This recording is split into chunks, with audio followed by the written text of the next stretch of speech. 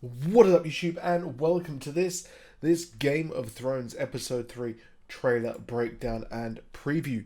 So if you're like me, you're super excited for the upcoming episode of Game of Thrones. This week we've got The Fall of Winterfell and Avengers Endgame. So I'm going to be seeing Avengers Endgame tomorrow night at midnight, and I cannot be more excited. But for now, it is all about Game of Thrones at the moment because there's not really too much new to talk about in Avengers Endgame. But the interesting thing here, that the trailer for the upcoming episode doesn't reveal actually all that much. Not much is actually revealed in this trailer, which is really weird. But the big thing here that I'm going to take away is the fact that Bran's plan will completely fail. I think that his plan to lure the Night King will fail because, well, let's think about it. He's got an entire army who can decimate Winterfell. Why would the Night King go all the way to Winterfell when he can ride his dragon, go off and kill everyone in King's Landing or another major metropolis part of Westeros? So I think that he will actually fail there, and this will actually close his time loop, because there's an interesting theory, the fact that there is a time loop here with Game of Thrones. And it's interesting that Bran said that, well, there's been three other three-eyed ravens who have tried to, or at least he's tried to fight them, and that is him. He is the three-eyed raven. He was always meant to be the three-eyed raven, and that was him. Max von Sydow, who was the one in the tree there in a couple of seasons ago, well, that is actually Bran Stark, and that is him in his time loop. And there has been an entire time loop non-stop as he has learnt to actually fight, and it's very much a Matrix style situation here, where the three-eyed raven and the rest of man fail non-stop, and Bran goes back in time, goes in the past, as we saw him change things with Hodor. We've seen him go back in the past when the Night King marked him, and we've seen him also go back in the past and his father actually heard him at the Tower of Joy. So we know he can affect the past. So this is very much essentially an entire time loop. Now, the dragon shots in this episode are a bit of a misleading thing here, because they are actually going south. I think that we'll see him fly over and they will realise that their plan has terribly failed, because their plan hinges on killing the Night King to kill everyone else. Now, if there's no Night King, there's no risk to the rest of the White Walkers actually being destroyed, because, as we know, that's a plot thread they seem to have just, funnily enough, mentioned right now.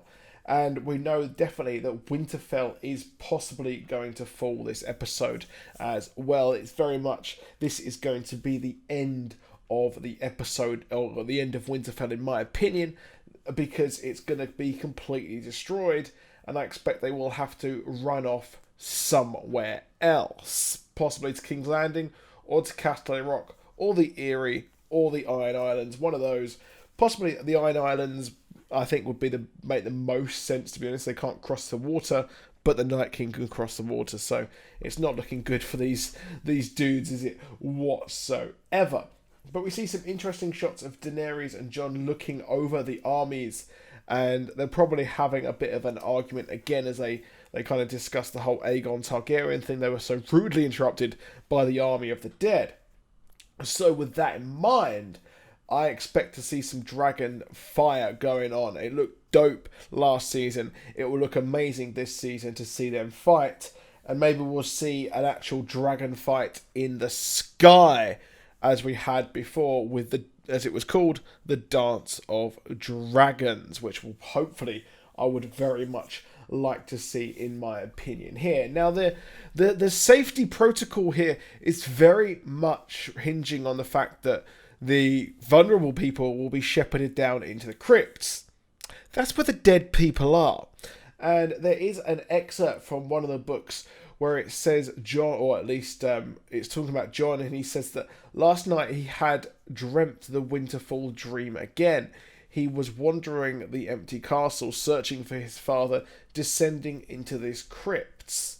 When he turned, he he saw that the vaults were opening one after the other as the dead kings came stumbling from their cold black graves. Of course, before they kind of knelt to Aegon the Conqueror, they were the kings of the north. So that is very much what we have here in the crypt. And I expect using the winter frost magic, the Lich King himself, the Night King, or at least one of his lieutenants, may turn the rest of these into walkers, and it's not going to look good, which is why we see shots inside the castle where we see Beric Dondarrion, and we see the Hound, and we see many others like Arya running around looking scared, because it's really weird.